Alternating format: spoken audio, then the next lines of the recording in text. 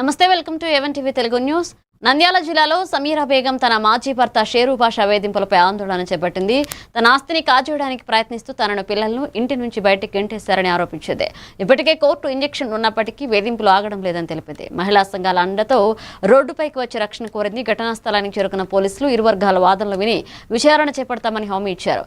ప్రభుత్వం ఉన్నతాధికారులు కల్పించి ప్రాణరక్షణ కల్పించాలని సమీరా బేగం వేడుకుంటున్నారు.